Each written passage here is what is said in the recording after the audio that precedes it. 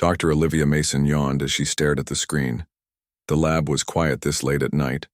Everyone else had gone home hours ago. Only the soft hum of machines and the occasional beep kept her company. "This can't be right," she muttered, rubbing her tired eyes. For the 5th time that evening, Olivia ran the genetic comparison program. The results didn't change. The strange sequence she had found in human DNA wasn't present in any other species sample. Not in the cat-like Filari from Proxima Centauri. Not in the highly intelligent Neurians who had made first contact with Earth 8 years ago. Not even in the ancient Dorsians, whose genetic makeup was surprisingly similar to humans in most other ways. Only humans had this odd genetic sequence. It looked almost like a switch. Olivia took a sip of cold coffee and grimaced. She had been studying alien DNA for 7 years at the Interstellar Research Institute, but nothing had prepared her for this discovery. The sequence was tucked away, in what most scientists called junk DNA, parts that supposedly did nothing. But this sequence was too perfect, too deliberate to be random. Her phone buzzed. A text from Dr. Eric Powell, her colleague who worked down the hall. "Still there? Go home, Liv. The aliens will still be alien tomorrow." She smiled but didn't reply. Eric wouldn't understand her excitement, or her worry. The door to the lab slid, open with a soft hiss. "Speak of the devil." "I knew you'd still be here," Eric said, walking in with 2 fresh cups of coffee. "What's got you so worked up that you're ignoring basic human needs like sleep?" Olivia took the coffee gratefully. "Look at this," she said, pointing to her screen. "This sequence here. It's in every human sample we've tested, but not in any alien DNA." Eric leaned closer, his forehead wrinkling. "So we have something unique. That's not surprising. Every species has unique genetic markers." "This isn't just a marker," Olivia said. "It's a mechanism. It's designed, Eric, like a switch that can be turned on." Eric shook his head. "Now you sound like those conspiracy theorists who think aliens built the pyramids." "I'm serious. Look, at the pattern. It's dormant now, but with the right trigger." Olivia pulled up another screen showing her simulations. "It could activate something in every human cell simultaneously." "And do what? Turn us into superheroes?" Eric laughed, but his laughter faded when he saw Olivia wasn't smiling. "I don't know what it does, but from these models, it looks like a kill switch." "A kill switch?" Eric's voice dropped to a whisper. "You mean like something that could shut down every human on Earth, or change us in some fundamental way?" Olivia took a deep breath. "Either way, it's not natural. This was engineered." The silence between them grew heavy. "You need to take this to Director Miller," Eric finally said. "Not yet. I need more proof." Olivia closed some files and opened others. "The new samples from the Xeraxian delegation arrive tomorrow. If they also lack this sequence, that's 7 advanced species without it. That can't be coincidence." Eric put his hand on her shoulder. "Liv, if you're right about this, it's bigger than just our research. It could change how we understand human origins." "I know." Olivia stared at the glowing sequence on her screen. "But I need to be sure before I start claiming humans have an engineered kill switch in their DNA." The lab door slid open again. A security guard poked his head in. "Dr. Mason, there's a priority delivery for you, just arrived from the spaceport." Olivia and Eric exchanged looks of surprise. "The Xeraxian samples. They weren't due until tomorrow," Olivia said, standing up. "Whatever it is, it's marked urgent," the guard replied. Olivia followed the guard out, with Eric close behind. Her heart beat faster. If these were indeed the Xeraxian samples arriving early, she could confirm her theory tonight. And if she was right, humanity would have to face a disturbing question. Who put a kill switch in human DNA? And more importantly, why might someone want to use it? The next morning, Olivia's lab was filled with the soft glow of screens displaying genetic data. She had been working for hours, comparing the new Xeraxian samples to her previous findings. Her eyes burned from lack of sleep, but excitement kept her going. "This confirms it," she whispered to herself, staring at the results. The Xeraxian DNA, like all the other alien samples, lacked the mysterious genetic sequence found in humans. 7 different alien species now, all without the kill switch. This couldn't be a coincidence. Olivia sat back in her chair and ran her hands through her messy hair. The implications were enormous. If this genetic switch was engineered into humans, it meant someone had tampered with human evolution. But who? And when? And most importantly, why put what appeared to be a kill switch in human DNA? The lab door opened, and Eric walked in carrying 2 cups of coffee. "You look like you haven't slept," he said, handing her a cup. "I haven't." Olivia took a grateful sip. "But it was worth it. Look." She showed him the comparison between human DNA and all 7 alien species samples. The kill switch sequence stood out clearly in the human sample, completely absent in the others. Eric's usual skepticism faded as he studied the data. "This is troubling." "We need to take this to Director Miller now," Olivia said. 20 minutes later, they sat in Director Frank Miller's office. The director was a tall man with gray hair and sharp eyes that missed nothing. He listened silently as Olivia explained her discovery. "Let me make sure I understand," Director Miller said when she finished. "You found a sequence in human DNA that appears to be artificially engineered, and you believe it functions as some kind of switch that could be activated?" "Yes," Olivia replied, "and whatever it does, it would affect all humans simultaneously." "And you're certain this isn't natural evolutionary development?" "The sequence is too precise, too structured," Olivia explained. "Nature doesn't work that way. This was designed." Director Miller's face remained carefully neutral, but his fingers tapped slowly on his desk. "Who else knows about this?" he asked. "Just us," Eric answered. The director nodded. "Good. Let's keep it that way for now." He stood up and walked to the window looking out at the Institute's grounds. "This information could cause panic if misunderstood. We need more data before going public." Olivia frowned. "But sir, if someone engineered human DNA—" "Dr. Mason," Miller interrupted, "you're a scientist. You know extraordinary claims require extraordinary evidence. I want you to continue your research, but quietly. Report directly to me." "Yes, sir," Olivia said, feeling uneasy. As they left the director's office, Eric touched her arm. "He's right. You know, we need more proof." "I know," Olivia sighed. "But something feels off about his reaction, almost like he wasn't surprised." Back in her lab, Olivia found a message waiting for her. The Institute would be hosting visitors from the Galactic Science Council next week. All research staff were expected to prepare presentations on their current work. "That's strange timing," she muttered. Later that afternoon, Olivia was analyzing the kill switch sequence when she noticed something odd. The lab's secure network showed someone accessing her files remotely. She quickly traced the access point. "It's you." Came from Director Miller's office. That evening, as Olivia was leaving the Institute, she noticed increased security at all entrances. Armed guards checked IDs, which was unusual. "What's going on?" she asked one guard she knew. "New protocol," he answered without meeting her eyes. "Something about unusual transmissions detected by the deep space array." Olivia felt a chill. As she walked to her car, her phone buzzed with a message from an unknown number. "Your discovery isn't new to everyone. Be careful who you trust. Meet me tomorrow, 8 p.m., Carter Park." Olivia stared at the message, her heart racing. Someone else knew about the kill switch, and they were afraid. Carter Park was quiet at 8 p.m. Olivia sat on a bench near the small pond, trying to look casual while her heart raced. She had debated whether to come, but curiosity won out over caution. Who else knew about the kill switch? And why contact her? Secretly, a woman in a blue jacket approached and sat beside her. Olivia recognized her immediately. "Dr. Linda Carter, you sent the message?" Olivia was surprised. Linda worked in the Institute's computer security department.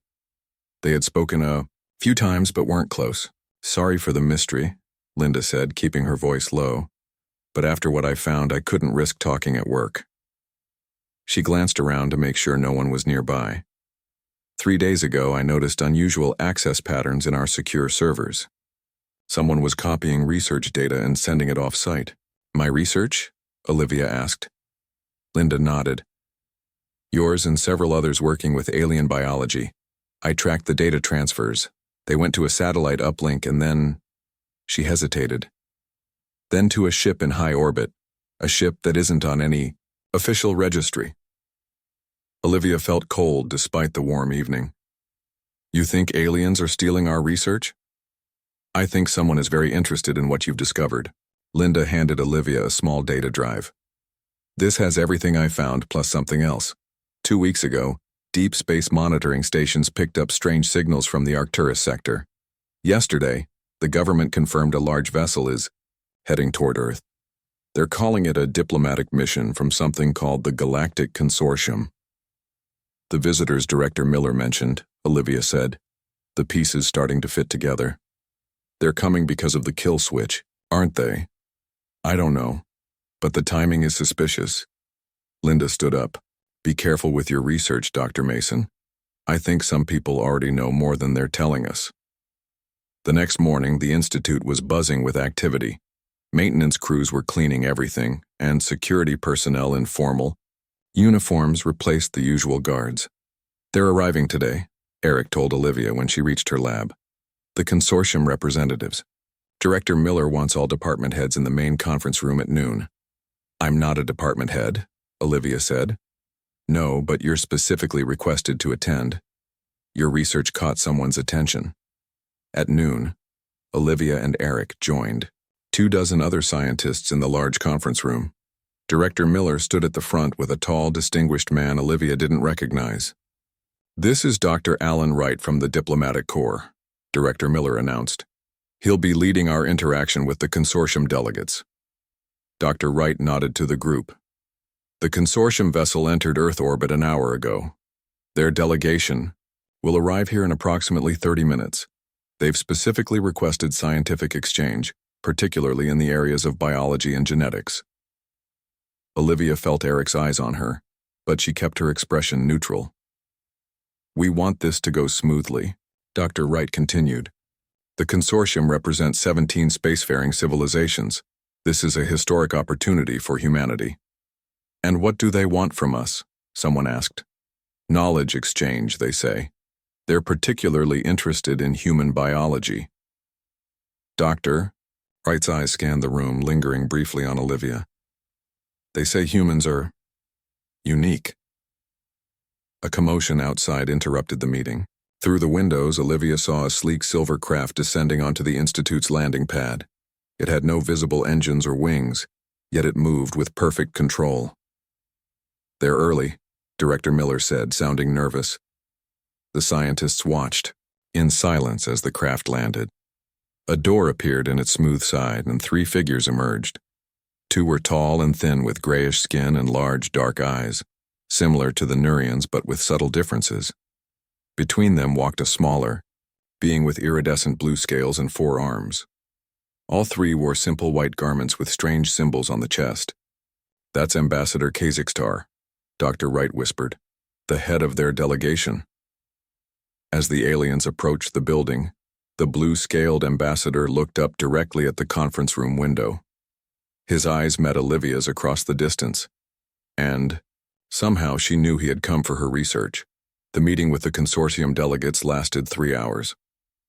Olivia sat quietly, listening as Ambassador Kazakhstar spoke about scientific cooperation between worlds. His voice was soft and musical, with perfect English despite his unusual mouth structure. We have much to learn from each other, the ambassador said. Humans have developed in interesting ways. His forearms moved in graceful patterns as he spoke. The 2 taller aliens remained silent, watching the humans with unblinking eyes. When the meeting ended, Director Miller announced the formation of joint research teams.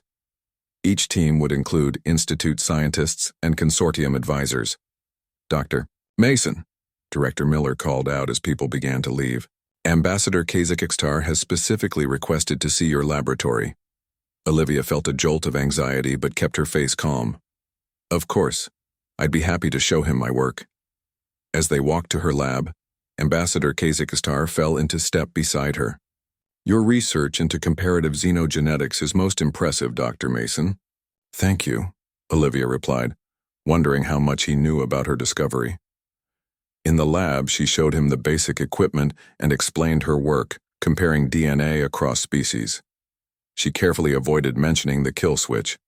The ambassador moved around the lab, his large eyes taking in everything. You have found something unusual in human DNA, have you not? Olivia hesitated. I've found several unique aspects of human genetics. Something that might be described as an engineered sequence? The ambassador's voice was gentle, but his eyes were intense. A sequence not found in other species? So he did know. Olivia felt a chill run down her spine. Ambassador, The lab door opened and Eric walked in. Sorry to interrupt. Dr. Mason, there's an equipment issue in Lab 6 that needs your expertise. Olivia recognized the excuse. If you'll excuse me, Ambassador, I'll be back shortly. In the hallway, Eric pulled her into an empty office. Be careful what you tell them, he whispered. I overheard 2 of the consortium scientists talking. They're not just interested in the kill switch, they're afraid of it. Afraid? Why would advanced aliens fear a dormant sequence in human DNA? I don't know. But they used a word I've never heard before. They called it the architect's seal. Olivia frowned. The architect? What does that mean? No idea, but they stopped talking when they realized I was nearby. That night, Olivia couldn't sleep. She kept thinking about the ambassador's questions and the strange term Eric had overheard. She opened her laptop and searched for the architect in genetic engineering but found nothing useful. Her phone buzzed with a text from Linda. Lab security cameras disabled for maintenance tonight. Something's happening. Olivia made a decision. She dressed quickly and drove back to the institute. The security guard at the entrance waved her through, recognizing her face. Working late, Dr. Mason? Forgot some important notes, she lied. The main building was eerily quiet. Olivia took the stairs instead of the elevator, moving silently toward her lab. As she approached, she saw light spilling from under the door. Someone was inside. She crept closer and peered through the small window in the door. Dr. Greg Hansen, a colleague who had been unusually friendly with the consortium visitors, was at her computer, copying files onto a portable drive. Olivia pushed the door open. Finding what you're looking for, Greg? He jumped, nearly dropping the drive. Olivia, I was just stealing my research. She closed the door behind her. Does Director Miller know you're doing this? Greg's face hardened. You don't understand. What you've discovered. The kill switch isn't what you think. Then explain it to me, Olivia said, crossing her arms. I can't. But the consortium knows. They've seen it before. Greg took a step toward her. Olivia, humanity isn't ready for this truth. Some things are better left unknown. That's not your decision to make. No, said a voice behind her. It is mine. Olivia turned to see Ambassador Kextar standing in the doorway that connected to the adjacent lab. I believe, Dr. Mason, the ambassador said, it is time for us to have an honest conversation about what you have found and why it terrifies us. Ambassador Kextar led Olivia and Greg to a small conference room. 2 guards stood outside, ensuring their privacy. What I am about to tell you, the ambassador said, his 4 hands making intricate gestures as he spoke, is known to very few in the consortium. The information has been carefully guarded for thousands of years. Olivia sat perfectly still, barely breathing. What you call the kill switch in human DNA is an ancient technology. Kextar continued. It was created by beings we know only as the architects. They existed long before any of our civilizations. Who were they? Olivia asked. Builders, shapers of life. The ambassador's eyes seemed to look into the distant past. They seeded many worlds with life, guiding evolution on each. But humans, Humans were special to them. Greg shifted uncomfortably. The consortium discovered this history hundreds of years ago. They found ruins, records. You've been working with them all along, Olivia realized, looking at Greg. Why keep this secret? Because of the purifiers, Kazextar said before Greg could answer. The ancient enemies of the architects. The ambassador touched a device on his wrist. A holographic image appeared above the table, a star map showing hundreds of systems. Long ago, the architects created life throughout this region of space. The purifiers believed such creation was wrong, that only natural evolution should exist. A war began, lasting thousands of years. The hologram changed, showing worlds burning, destroyed. The purifiers sought to cleanse all worlds of contaminated life, species touched by the architects. Billions died. Olivia felt sick. What does this have to do with the kill switch? The architects were losing the war, Kazextar explained. In desperation, they created a final defense, a species that could stand against the purifiers. That species was humanity. That's not possible, Olivia whispered. Humans evolved on Earth naturally. Your evolution was guided, Dr. Mason, accelerated, and into your genetic code the architects placed a weapon, what you call a kill switch, but it is not designed to kill humans. Then what does it do? Olivia asked. It transforms. Kixtar's voice lowered. If activated, it would change humans on a fundamental level, unlocking abilities buried in your DNA. Abilities designed to fight the purifiers. Greg nodded. The records suggest humans would develop enhanced strength, healing, even limited telepathic abilities. You would become living weapons. Olivia tried to process this information. If this is true, where are the architects now? And these purifiers? The last records indicate a final battle, Kogstar said. Neither side was seen again. Most believe both were destroyed. But their legacy remains, especially in your species. Why tell me this now? Olivia asked. The ambassador's expression grew grave. Because 3 months ago, one of our deep space outposts detected energy signatures matching ancient records of purifier technology. After thousands of years of silence, something is awakening in the far reaches of the galaxy. A heavy silence filled the room. The consortium fears that if the purifiers are returning, humans might activate the architect's defense mechanism, Greg explained. They worry that instead of one threat, they would face two, the purifiers and weaponized humanity. That's why they came to Earth, Olivia realized. Not for scientific exchange, but to monitor us. To understand you, Kazextar corrected. And yes, to assess the danger. What danger? If these purifiers return, wouldn't humanity's transformation help fight them? Perhaps, the ambassador said. But what happens after? A species of superpowered beings might save the galaxy, or decide to rule it. Olivia stood up, anger rising. So the consortium sees humans as a potential threat because of something put in our DNA without our knowledge? That's not fair. Fair? Kazextar's voice hardened. The last war burned 1,000 worlds. We cannot risk another. Greg put his hand on Olivia's arm. The consortium wants peace, Olivia. They're asking for cooperation. What kind of cooperation? Olivia asked, though she feared she already knew the answer. Ambassador Kazextar rose to his full height.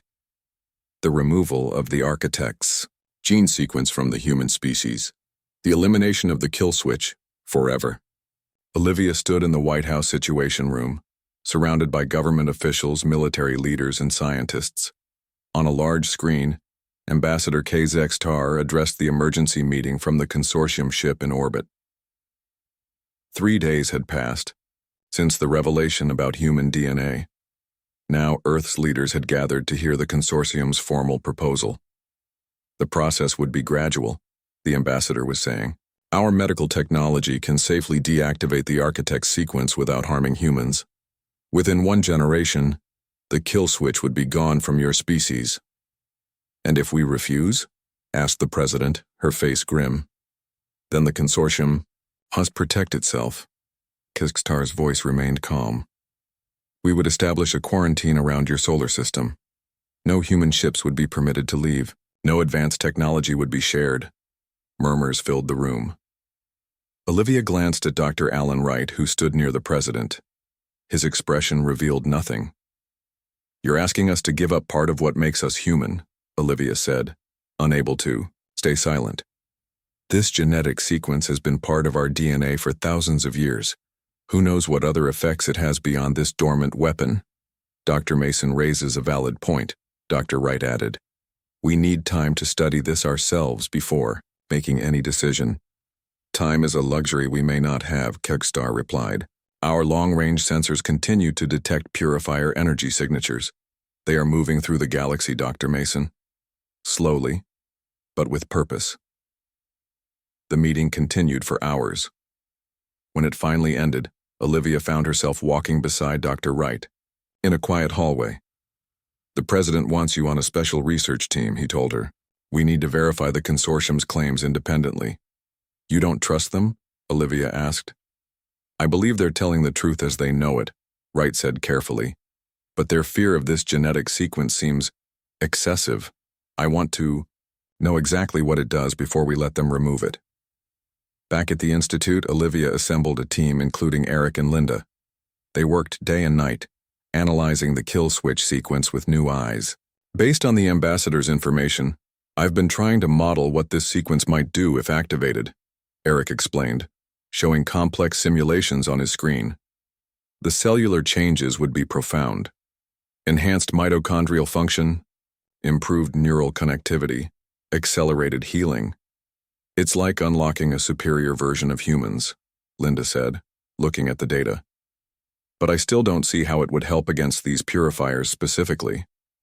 Olivia frowned, staring at the genetic model. We're missing something. The architects wouldn't just make humans stronger and smarter. If this was designed as a weapon against the purifiers, it must target them somehow. That night, Olivia stayed, late reviewing everything they knew about the purifiers. According to consortium records, they used biological weapons that rewrote the DNA of their targets, erasing the architect's modifications. A sudden thought struck her. She pulled up the kill switch sequence again, looking at it with fresh eyes. It's not just a weapon, she whispered. It's a countermeasure. She quickly ran a new simulation testing her theory. The results made her gasp. If the purifiers tried to use their biological weapons on humans, the kill switch would activate, not just transforming humans, but creating compounds that would attack the purifier's own biology. Like an immune response, triggered by the very weapons used against it. Olivia reached for her phone to call Eric but stopped when the lab door opened. Ambassador Kazakhstar entered, flanked by two consortium scientists. I apologize for the intrusion, Dr. Mason, but our sensors detected your simulation. The ambassador's eyes were fixed on her screen. You have discovered the true purpose of the architect's design. It's a defensive system, Olivia said. It only activates in response to purifier weapons. Yes, Kazakhstar admitted. But what you do not yet understand is that once activated, it cannot be controlled or stopped. The ambassador moved closer, his voice dropping to a whisper. And there is something else the Consortium Council has hidden, even from me until recently. Something about the nature of the purifiers themselves. Ambassador Kazakhstar dismissed his aides with a gesture. When they were alone, he locked the lab door and lowered his voice. What I am about to tell you, Dr. Mason, is known to only the highest levels of the Consortium Council. It has been hidden for thousands of years. Olivia felt a chill. What about the purifiers? They are not what you think. The ambassador's four hands moved nervously. The purifiers were not a separate species. They were architects who changed their minds. I don't understand, Olivia said. The architects were a single civilization, but they became divided over their work. Some believed they had the right, even the duty, to guide and shape life throughout the galaxy. Others came to see this as wrong, as playing gods. Kekstar moved to the window, looking out at the night sky. This disagreement grew into a civil war. Those who opposed genetic manipulation became known as the Purifiers. They sought to undo what their brothers had done. A civil war that destroyed worlds, Olivia whispered. Yes. And in their final act of desperation, those architects who still believed in their mission created humanity, not just as a weapon, but as their legacy. You were designed to survive them. And the dormant abilities in our DNA? Olivia asked. Far more extensive than I first explained. Kazakhstar turned back to her. The kill switch doesn't just trigger defensive measures against purifier weapons. It unlocks the full potential the architects saw in humanity. The ambassador touched his wrist device again. A new hologram appeared showing a human figure transforming, evolving. Enhanced strength and healing are only the beginning. Your brains would develop new neural pathways, allowing for forms of communication and perception beyond normal human capability. Your lifespans would extend dramatically. And most concerning to the consortium, you would develop a form of biological quantum entanglement. What does that mean? Olivia asked, staring at the hologram. It means humans could communicate instantly across any distance, act as a single entity when needed, while maintaining individual consciousness. No species in the consortium has such an ability. It would make humans formidable. Olivia tried to process this information. Why are you telling me this? Won't the consortium punish you? Because I have studied human history, Dr. Mason. Despite your violent tendencies, humans have shown remarkable capacity for compassion and growth. I believe you deserve to know the truth before making your choice. The ambassador moved closer. There is something else. Our long-range sensors have confirmed the purifier energy signatures are moving directly toward Earth. They're coming here? Why? I believe they detected your kill switch research. Kazakhstar's eyes revealed his concern. The purifiers were thought extinct, but some must have survived in hibernation. Now something has awakened them. Perhaps the very scans the consortium used to study your world? Olivia thought quickly. How long do we have? At their current speed, perhaps 3 months. We need to inform Earth's governments, Olivia said, reaching for her phone. The Consortium Council has already spoken with your leaders. Kazakhstar's voice hardened. They have accelerated their demands for the removal of the architect's sequence. The first treatments will begin tomorrow. What? They can't do that without public consent.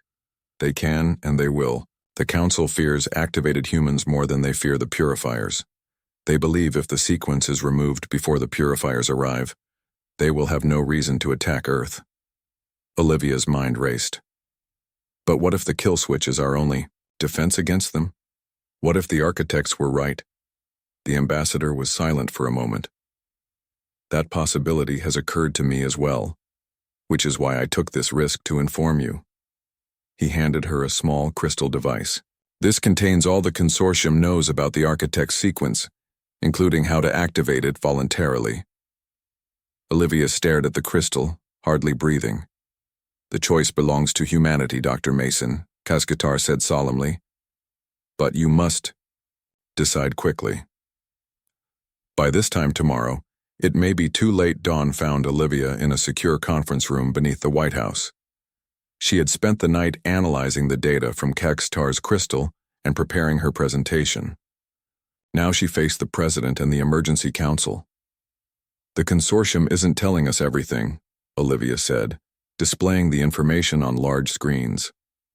The kill switch isn't a weapon, it's an evolutionary key. It would unlock abilities the architects built into us thousands of years ago. Dr. Wright leaned forward. What kind of abilities? Enhanced healing, extended lifespan, improved neural function, and most importantly, a form of biological quantum entanglement that would allow all humans to communicate instantly across any distance. You're describing a transformation of our species, the president said carefully. Yes, but one that was always meant to happen. Olivia showed them genetic simulations. These dormant abilities appear to be the next stage of human evolution, artificially accelerated by the architects, but using our own genetic potential. General Pat Stevens, The highest-ranking military officer present spoke up. And the consortium wants to remove this because they're afraid of what we might become? Exactly, Olivia confirmed. They fear humans would become too powerful to control. What about these purifiers? Asked the president. Are they really coming? Ambassador Kazakh confirmed it. They'll reach Earth in approximately 3 months. Olivia displayed the sensor data from the crystal. But there's something else. According to the architect's records, the purifier's weapons can only work on standard human DNA. If the kill switch is activated, we would be immune to their attacks, and we would possess the abilities needed to resist them. A heavy silence filled the room. You're asking us to choose between removing this sequence as the consortium demands, or activating it against their wishes. Dr. Wright summarized. Yes. But we must decide quickly. The consortium plans to begin removing the sequence today. If we activate it, we risk war with the consortium, General Stevens noted. And if we remove it, we may be defenseless against the purifiers, Olivia countered. The consortium believes the purifiers will leave us alone if we remove the architect's modifications, but there's no guarantee of that. The president stood and walked to the window, looking out at the early morning light. Dr. Mason, if we decided to activate this sequence, could it be done in time? Yes. The crystal contains the activation signal. It could be broadcast globally using our satellite network. And the effects? The transformation would be gradual. Taking several weeks, Olivia displayed the medical projections. There would be some discomfort as the changes occur, but no serious pain or danger. And every human on Earth would change, Dr. Wright said, his voice quiet. Every human would fulfill the potential that was always within us, Olivia corrected. This isn't something alien being added, it's our own heritage being unlocked. The president turned back to the room. I need to consult with other world leaders. Dr. Mason, secure that crystal. No action will be taken until we reach a global consensus. 3 days later, Olivia stood beside the president as she addressed the world. The decision had been made. Today, humanity stands at a crossroads, the president said to the cameras. We face challenges from beyond our world, and we must choose our path forward.